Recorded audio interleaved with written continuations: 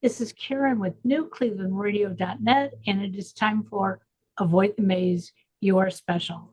Now, for those of you who have been listening to our podcast for the last couple of years, you'll know that we started out with Avoid the Maze. And none of us really can avoid the maze because the maze is life. But I added on Avoid the Maze. You are special for specific reasons. And those reasons are what our guest is going to talk to you about. Because so many of us don't understand that there are certain things that hold us back. And, you know, we live in a world where we expect our doctors and our teachers and everyone around us to be so much smarter than us to figure out, hey, what's going on with this individual?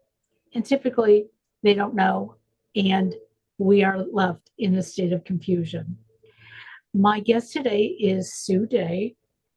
She's coming to us from Portland, Oregon. And let me tell you, everybody, it is very early in the morning for her. And she was without power for a while. And so it's hot and muggy. So we're going to give you a pass today if the heat is really getting to you. But Sue wrote in her bio that in the very early days of ADHD, she was diagnosed. And I will tell you, I understand what you mean by the early days, because my son was diagnosed in the early days, 1990s, with autism spectrum disorder. And it's like, what do you do? And it's like, it's a guessing game. So tell us how this all came about, that you figured it out. But now that you got a label, it doesn't necessarily mean that, you're cured. Right. Absolutely does not mean you're cured. For one, I certainly don't believe it's a disease. I believe it is a difference in our brains, how our brains work. Right. Um, so yeah, and we can't cure it. So one of my goals is to let's learn how to get along with it.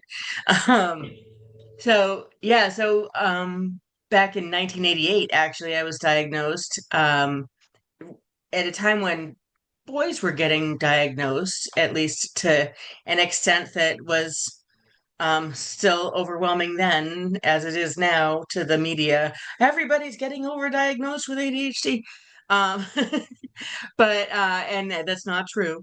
Um, and girls just weren't diagnosed back then. Right. So I got in the testing pipeline because I was failing out of school and I failed out of public school, I failed out of a private school, and the private school was, as I was failing, like, I think she needs something different than this. She's smart, she can do things, but something's not clicking. Um, but unfortunately, because very frequently it's sort of in it, I guess I would say, an invisible disability, and also maybe a little bit of a paradoxical one where, like, yes, we're super capable of a lot of things, and then we're super incapable of a lot of things. And sometimes the things that we're not capable of are some of the silliest little things that folks are like, why can't you remember to pick up that soda can off the desk and put it in the recycle, but you can, get a in this test that was really hard without even studying, so why can you, what is that? And so it makes it really hard for folks to understand what ADHD is, because we look on one side really capable, on the other side really incapable, and people attest that to, like, well, she must be lazy. She knows how to behave, but she's interrupting all the time. We know she knows how to behave. Why is she so obstructive? Why is she so I don't know, words are getting harder for me when I'm tireder. So I totally understand so that. we'll see that. Yes. So so we'll see that a little bit this morning. But yeah, so this is paradox. So nobody ever did anything about it. Like, I didn't do anything. I didn't go on meds. My parents didn't really believe that I had ADHD. And we just sort of carried on the way we carried on. I dropped out of high school, ended up going to college on time, so that was fine. And again, like you were just sharing with me a minute ago, once you got to college, things were easier because you were interested in what you were doing. And the ADHD, it's not a deficit of attention as the label suggests, but it may be too much attention. And we can only focus our attention when there's something that we're really interested in. Um, Exactly. but I get distracted, but I'm paying attention to a million things. But when I'm really interested in something, and we can talk about that when we talk about writing my book too, I can dig in. But I need to be interested. I need to be passionate. And that's when I could focus. I didn't really start treating my ADHD till I was 36 and I had a kid. And all of a sudden, like I had so many responsibilities and I just could not function. Um, I was back in 2008, so 20 years after diagnosis.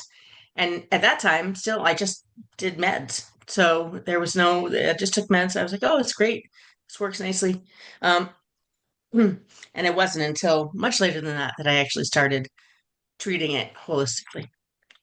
Well, it's interesting. A couple of things that you've pointed out that I know when my son was diagnosed on the autism spectrum, we got this nice little package that said ADD, ADHD, Asperger's, um, possible non-specific bipolar. And it was like, now what do I do with this? And he had a wonderful neurologist. He said, you know what I want you to do? I want you to take that bag and put it in a safe place in your house and do not look at it until he's 25 years old. And I said, I don't understand. He said, look at, he wasn't diagnosed till he was 6. He was neurotypical until he was 6. What changed? Now he was in public school. He had to do things on a routine. Before that, he was going to a private daycare and private kindergarten. If he didn't want to color when everybody else was coloring and he wanted to build, he could do that in the other schools. Here, he could not. And so when the doctor said that to me, I said, well, what are we going to do? He says, well, we are going to treat him with meds, but I want you to understand he's never going to be cured. You're going to find out what is different, and he's going to learn how to adapt. He said, but big thing is, Mom, you have to adapt. Do not expect that your child is going to do things the way you want to do it. And that's when I realized, hey, my brain doesn't think in the same way either. And that's what I'm hoping your book and you can get across to our listeners, because to some degree, we all have ADHD, whether we choose not to listen or not to understand, but we all go through it. And we all have certain things that we are really good at and other things that, even if we're good at it, we just don't want to do it. So I understand in 1988, it was still considered a new thing, and a new thing, especially around girls. Boys usually got the distinction that they were rowdy in class, that they weren't very smart. We labeled them that way. But you were able to go to college. So talk to me about that. I mean, how did that make you realize that, hey, maybe I didn't do it 1 through 12. Look at me now. Yeah. I was really lucky to have a mom who was challenging in a lot of ways, but in one particular way, she always challenged me to never say can't, always figure out a way. And I love what your neurologist said way back in the 90s. It's, it's just something we need to adapt to.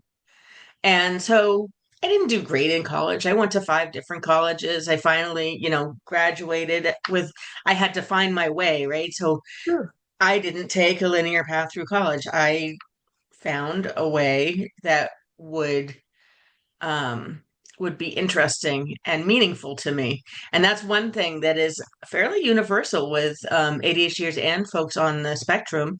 Um, and I heard a stat the other day, and I know I've heard 50% of folks on the spectrum are also ADHD. But I heard the other day that somebody thinks that now they're thinking up to 80%. So it's really interesting. Yeah, I have a feeling at some point these are going to merge, these Right. two things, and it's going to be just a wider spectrum.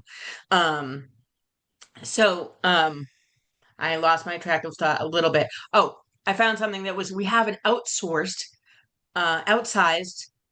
sense of fairness and justice.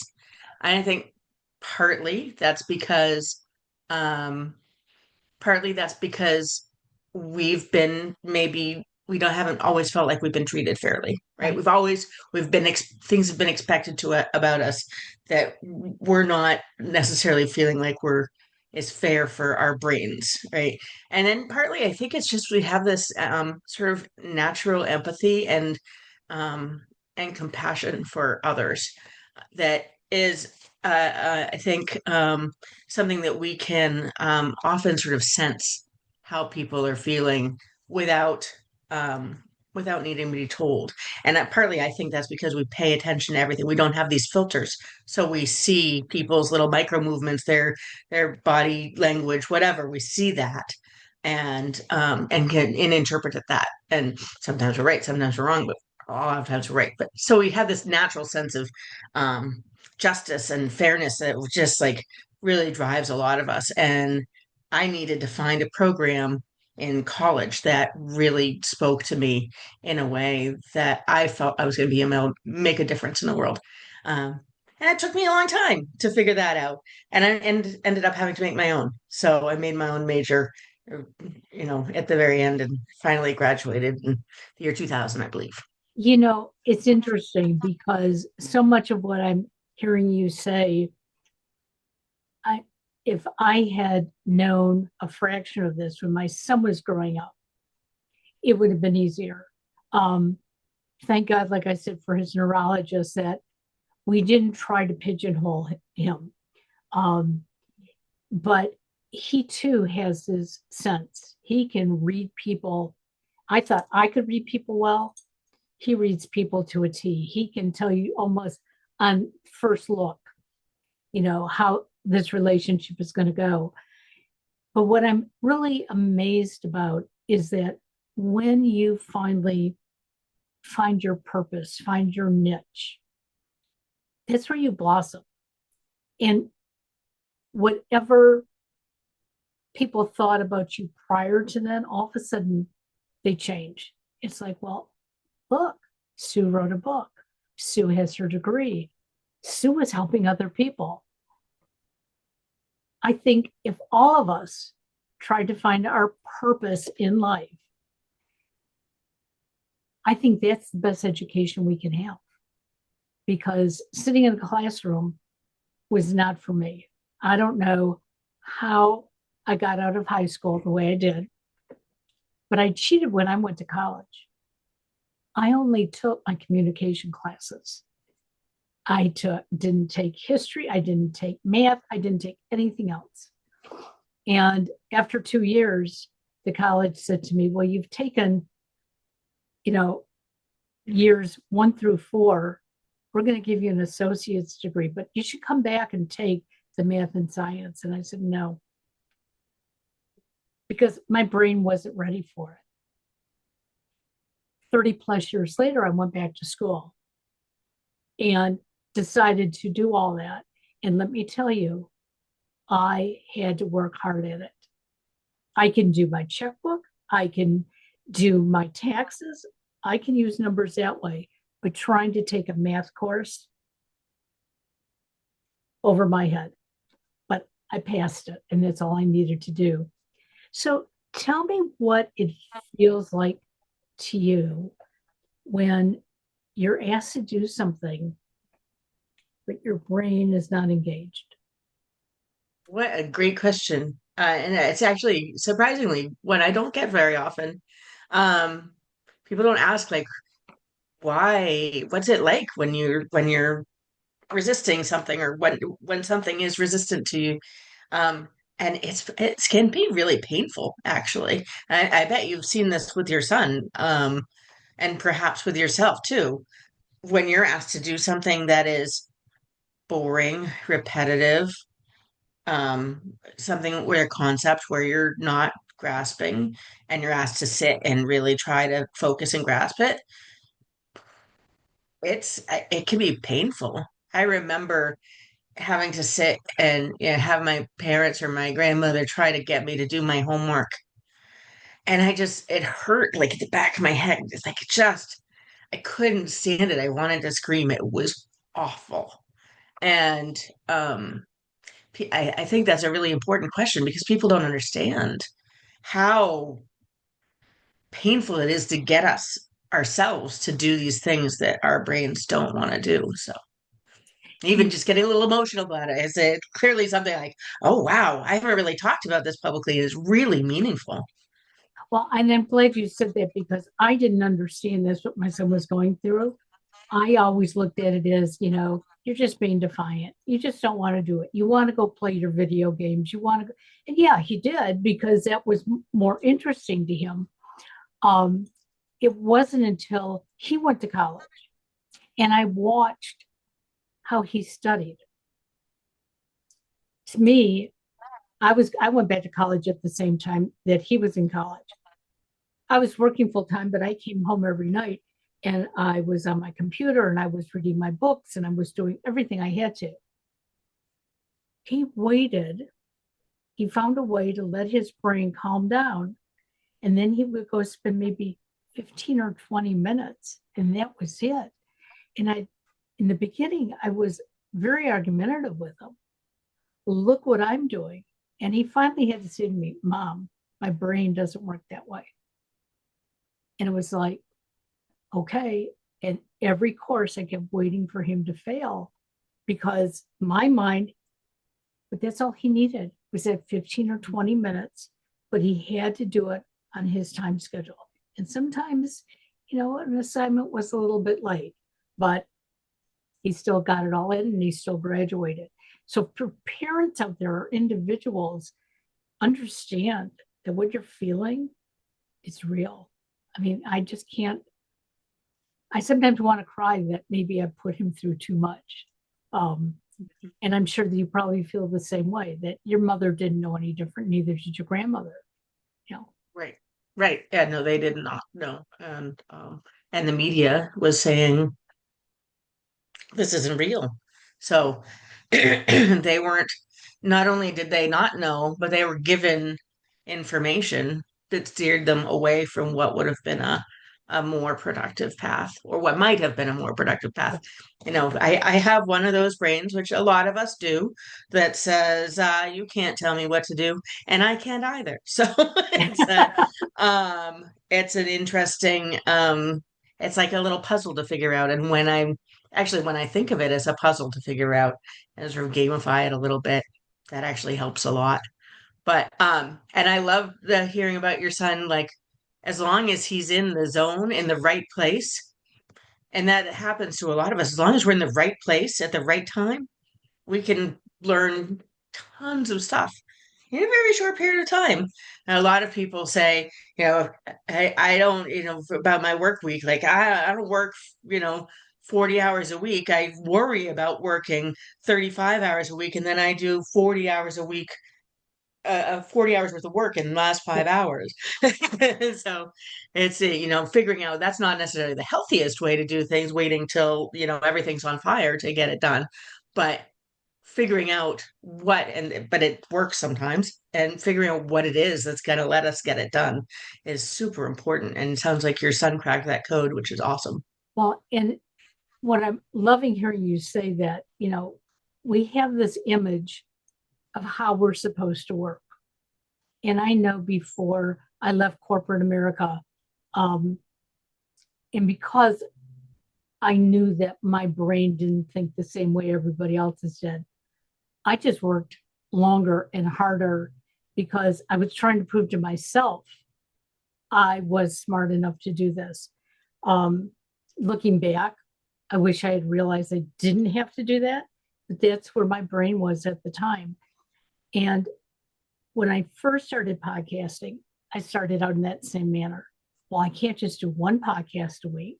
I have to do 4 to 5 a day. And I was really driving myself crazy. But when I was in the moment of doing the podcast, I was loving it. I was great. But it was the afterwards, what I had to do. I had to market it. I had to, respond to my guests, all these different things. And then I had to make sure it was organized enough. If somebody's asked about that podcast, how I would go back and find it. And it took me a while to realize my brain can't do all of this. And so I too had to figure that out. So whether you're diagnosed with something or not, listen to your brain because your brain is telling you what you can handle. So when you sat down to write the book, what was your idea behind it? Was it more for you? Did you want your family to understand you better? Or were you hoping to, give a new parent out there some relief? Yeah. So that purpose came sort of later in the book writing process. I didn't actually even mean to write a book. I have my wonderful clients who were saying, you have all these great tools, but they're really disorganized and you're tossing them at us and we don't know where they are or what to do or when to do them, and you don't know where they are or what to do when to do them. And what if you put them together in a packet? So I started to put them together in a packet and I realized, well, I need to write instructions for them. Okay, well, I wrote instructions for them, and then I was like, well, I have all these blog posts that I've written about all of these tools because they're really powerful to me and to my clients. And so then I started mixing the podcast, that part, not the blogs, in with in with the worksheets, and like all of a sudden I've got 50 or 60 pages of stuff. And somebody saw it and was like, well, that's sort of close to a book, don't you think? I was like, wow, that is sort of close to a book, and that's sort of exciting. I have a wonderfully supportive husband who really encouraged me along this path too. And and I wasn't coaching as much as I wanted to at the time.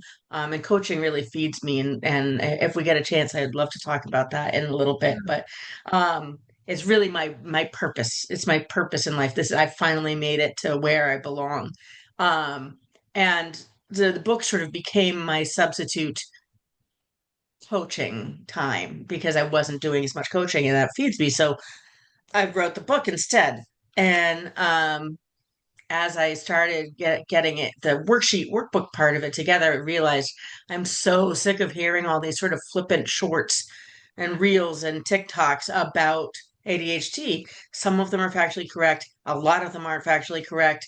Some of them are factually correct, but still flippant about ADHD. And ADHD is serious.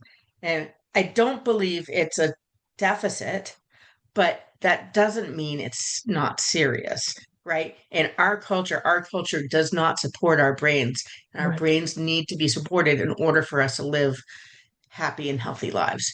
And a study came out in the spring. This was aside from the book, this after I had published my book. A study came out, and they found that people with ADHD have a shorter life expectancy than somebody smokes all of their life. Um, it is amazing how devastating ADHD can be to somebody's life if it goes untreated and unconsidered, right? But if it goes treated and considered in a holistic and accommodated in a holistic way, we can move mountains. I mean, Phil Knight, of the Nike founder, has ADHD. Richard Branson has ADHD. I think Bill Gates has ADHD and perhaps has stated that he's on the spectrum as well. Right. Uh, all of these amazingly successful entrepreneurs, and I wouldn't be surprised if it was actually a huge number of the entrepreneurs that have been super successful have ADHD, because that's what you need to be successful as an entrepreneur. Um, so anyway, I started writing this book, the first part of this book, which is all about ADHD, an accessible um, sort of clearinghouse of the research for ADHD and what it all really means. And because it was just so important, I was so sick of everybody saying it's like it's nothing, it's whatever. Um, and it's not. We have great things in us, but if we don't allow them, accept them, and move forward with them, then terrible things can happen. You know, it's so interesting. I'm just like absorbing everything you're saying because um, my son appears to be neurotypical. He's not afraid to tell people he's on the spectrum, and especially people that he works with, because he knows there are certain things that will affect him. And he thinks it's only fair that they understand that. Um, and he's been in a work situation where, even though he's been open, they weren't understanding it. They were sort of like pushing it to a side. And he is an overachiever. And he's an overachiever because he feels he has to prove to everybody I'm as capable, if not more so. Wonder where he got that one from, but okay, we won't blame mom 100%. Um, but he was having such a hard time with one person in particular that she got all upset with him. And instead of trying to communicate, just wanted to berate him on the things he didn't do right. And he finally said to her, "Can you tell me what I am doing right?" The list was much longer. He said, "Okay, so if I'm not doing X right, can we turn it into a learning moment? Tell me this isn't the way you would do it.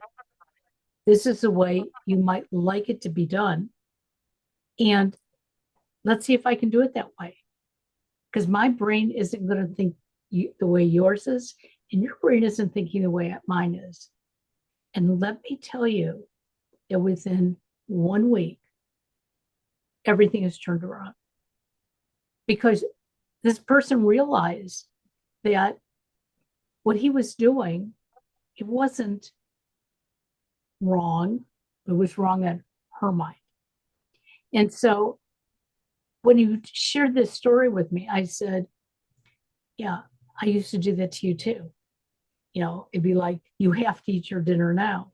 He wasn't hungry. He didn't want dinner. Why did he have to eat it now? Um, and as he got older, I finally realized, it's dinner time. Do you want to eat?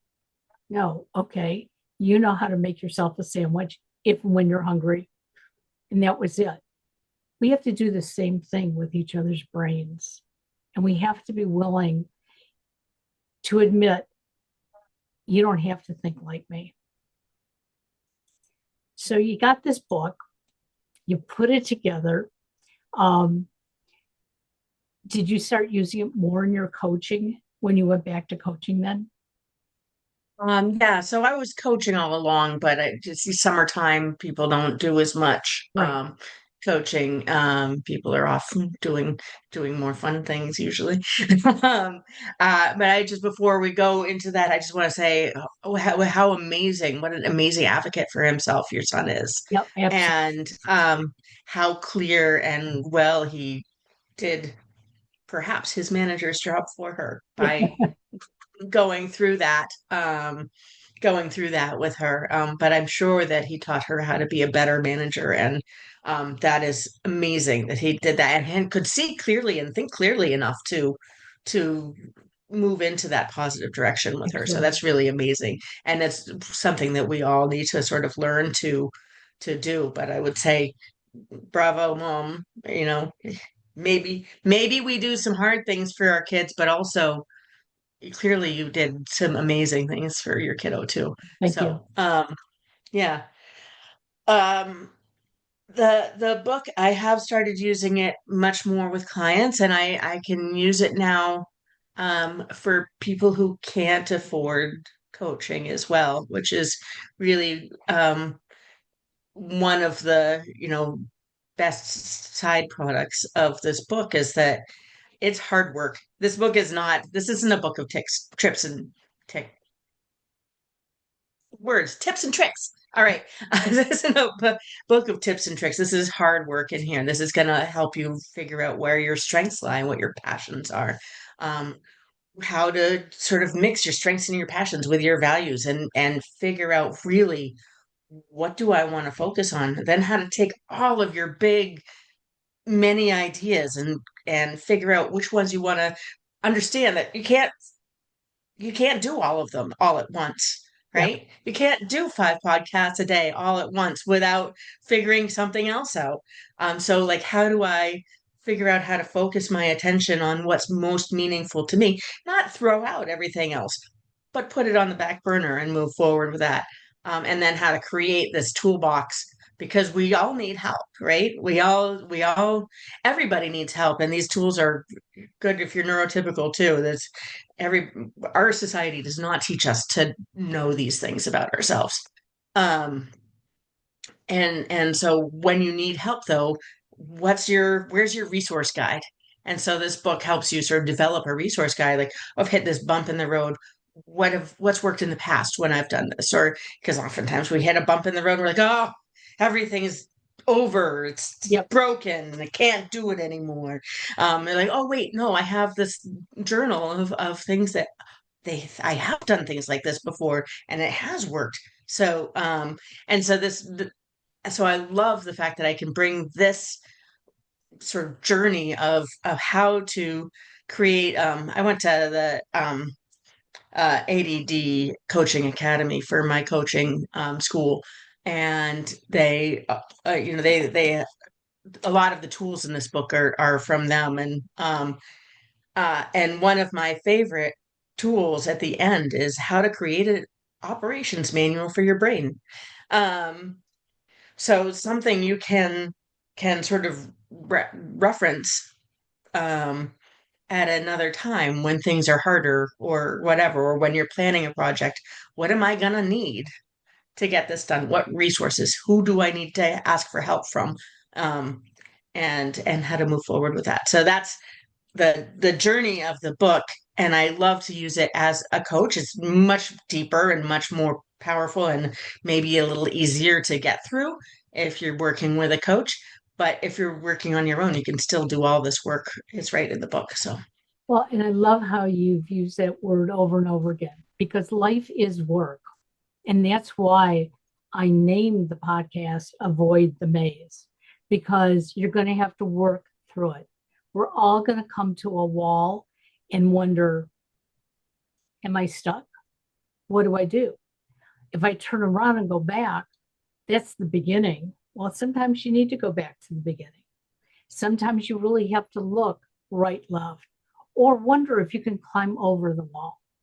And it pertains to all of us, no matter what our abilities are or aren't. We all have abilities. I know I was trying as I was growing up, I wanted everybody else's abilities because it just looks so much better.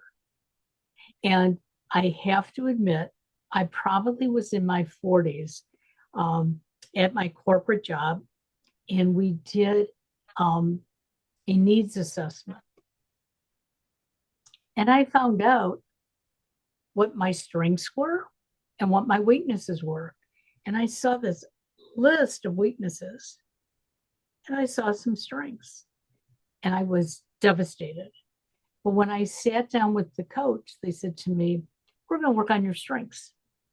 I said, oh, no, no, look at all these deficits. And he goes, no, we're going to work on your strengths. Those will get stronger. But if you work on those, you're not going to be happy.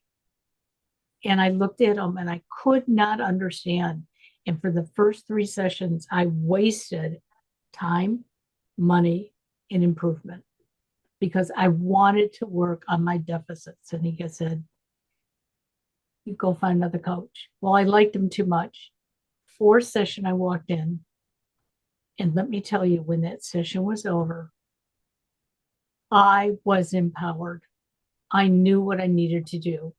And so, yes, it's nice to know where we have weaknesses and understand that because, I'm really not good with math other than what I absolutely have to do. So I'm going to let somebody else do that or ask for the assistance. Okay, that's a strength because I know I have to ask for help. Mm-hmm. So when you decided to coach, did you decide to do it like so many of us because it was going to be part of our healing journey? Yeah, I might not have understood that when I started.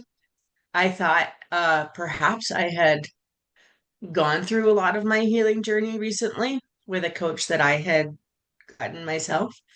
Um, I so little bit of a rabbit hole. I graduated college with a degree that I created myself called Outdoor Education for Social Change. And my passion then, and remained so, even though I ran away from it, was to work with youth who were disempowered in outdoor settings and challenging settings, like outward bound type things, in a way that they became empowered themselves and they saw the power and like the total amazingness of nature and the earth, and in that became sort of advocates for the earth as well. So empowered for themselves, empowered for the earth. It just felt like a really strong intersection for me. Um, they scare the crap out of me. Teenagers still scare the crap out of me. I have a teenager, he scares the crap out of me. um, uh, I was the unpopular kid in school. I got bullied. I didn't. So anyway, I ran away from that career and did a whole slew of other careers. Um, and finally, you say math. I have ADHD and dyscalculia.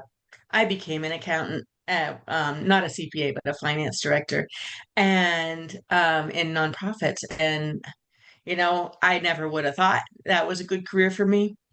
But it turned out I was really good at it. But it also was not a healthy place for me to be. Right? I crashed and burned in about 10 years, and I had terrible burnout. Terrible burnout. I didn't know until I got laid off, and I was like, I was sick. It was sick.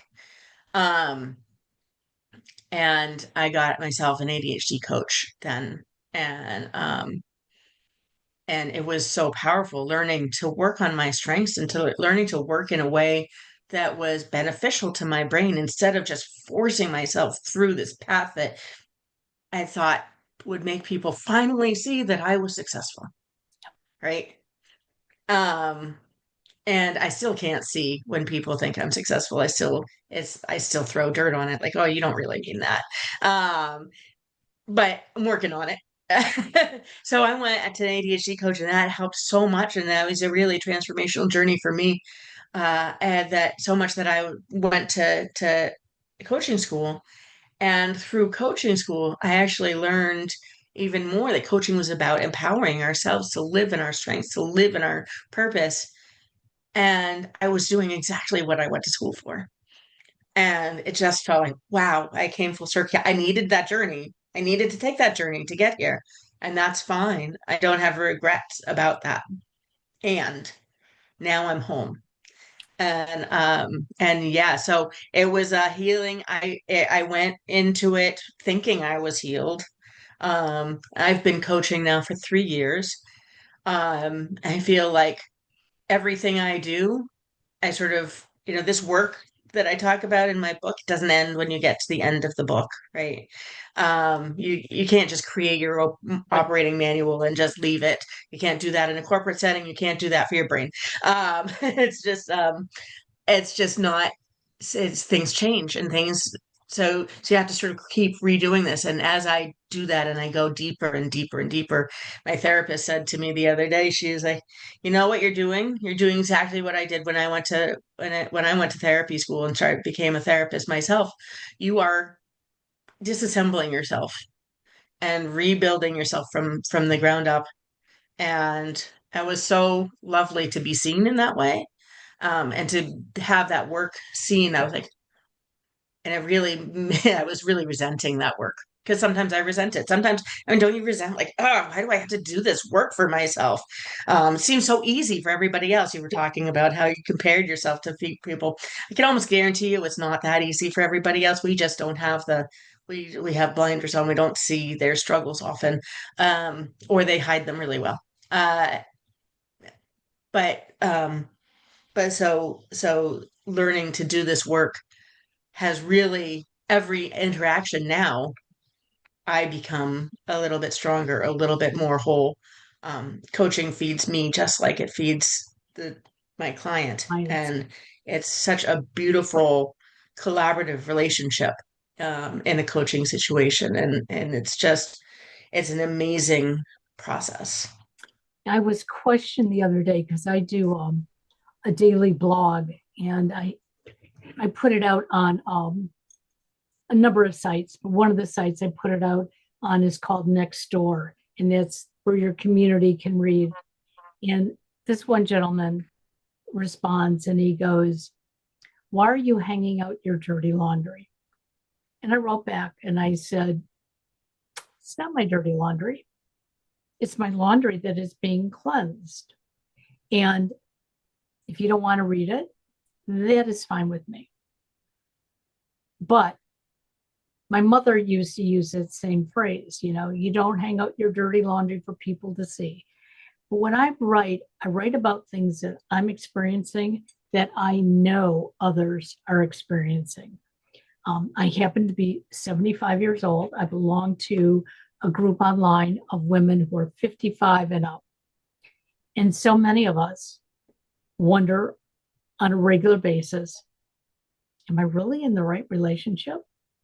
Look how I've changed. Look how my husband's changing. Our kids have moved away, whatever. And you start to feel like, I got to give it up. But do you have to give it up, or do you have to find another way to look at it?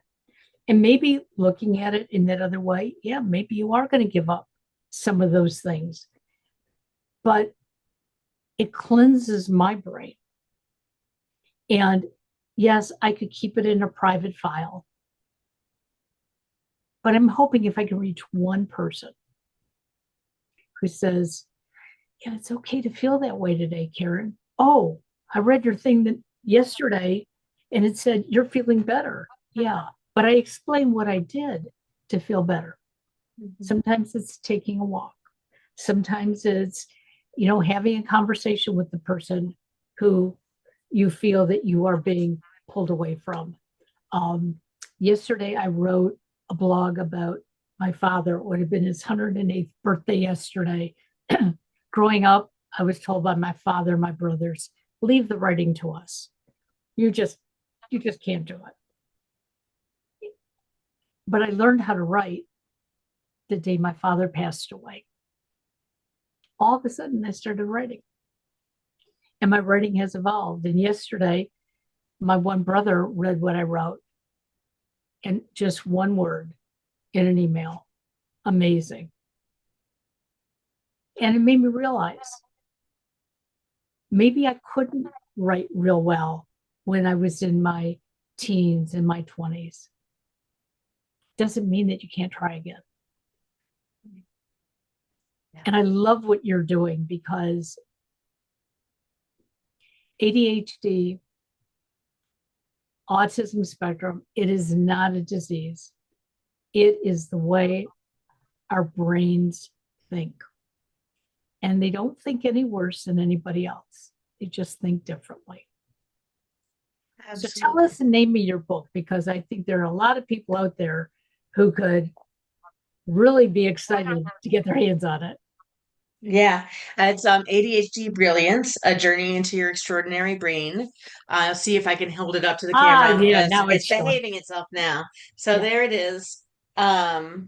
It is as I discussed, a easily accessible um, research-backed information about ADHD, and then this journey that is hard and it never ends, but it will help sort of you find your passions and your strengths and your where to move, how to move yourself forward.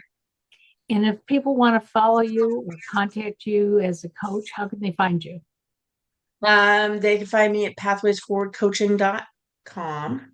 And I am working on that website, but it is, I believe, fully complete. I think you can find everything there. And if you can't today, then you will be able to in a couple of weeks. And excuse me. Um, and yeah, I have a newsletter sign up there. I put out a newsletter every other week. I have a Substack, a link to my Substack there. I put a Substack every week. And I have free group coaching every Thursday. Well, it's changing a little bit for the summer, but I have a free meetup group. So you can find me on Meetup. I'm going to try to have that link up soon, and I can give them to you for the show notes too. Because I actually do some free coaching as well, a free group coaching on Thursdays often, and I do some body doubling on Fridays. So, excuse me, I had a frog in my throat. Well, I'm really excited we got to talk about this because, again, I've never been diagnosed, but there are little tweaks in my brain that tells me, hey, this is why it was difficult for you to do well in school. This is why it took you until you were in your 60s to go back to college and actually graduate with honors, which my mouth dropped to the floor. It was like, how did that happen for me? But I did a lot of work. I really did a lot of work. And so it was like, well, my hard work paid off. I became a podcaster and a coach so that I can get better every day.